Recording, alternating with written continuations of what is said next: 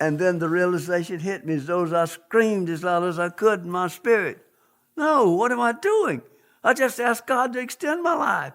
Don't breathe, I'm going to die. You are not God. With that exclamation, Satan fled from me.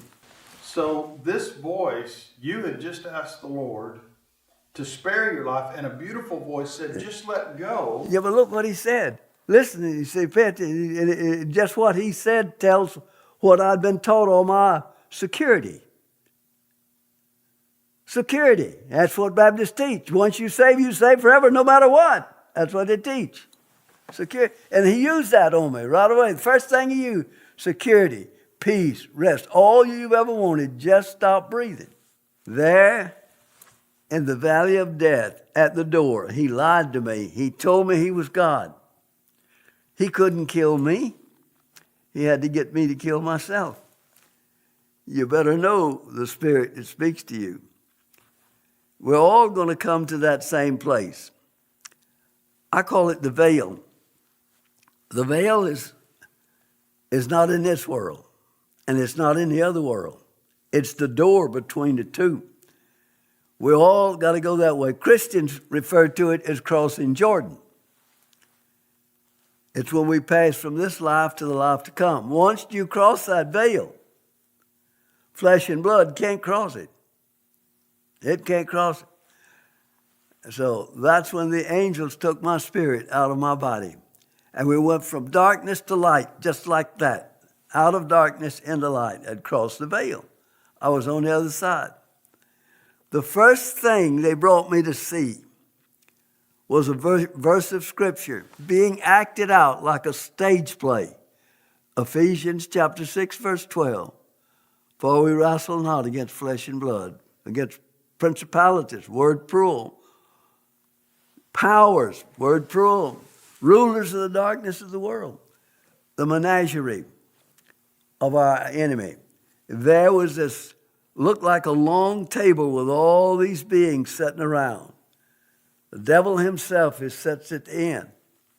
And all these spirits are princes that operate the principalities of the dark world. That's where the warfare plans for spiritual war is actually designed and planned. Satan does nothing without plan. He plans everything. Everything is planned. It's right down to the... So let me show you how it works. Every one of those spirits sitting at that table, head of principality. He has divided the world into principalities, territories. Over these territories, he puts a prince. Each prince is given as many demon spirits as he needs to carry out his plan for that principality. You take some continents might be one principality because there's no threat to the kingdom of darkness. Where there's no threat, no major threat to the kingdom of darkness, one prince could handle a whole continent necessary. But America is many principalities. There's many threats. Even down to an individual could be a principality, depending on what the threat is. But this is how that thing works. As I watched it, they let me see part of a plan that really shook me up because I knew about the plan. I call it a skeleton. It was just an outline. And it was the same identical outline that John was able to see, and he wrote about it in Revelation chapter 13, beginning at verse 7 through 9. And this really shook me up. Revelation, let me get to it. I want to read that. And it was given unto him to make war with the saints and to overcome them. And power was given him over all kindreds, tongues, and nations. And all that dwell upon the earth shall worship him, whose names are not written in the book of the life of the Lamb, slain from the foundation of the world.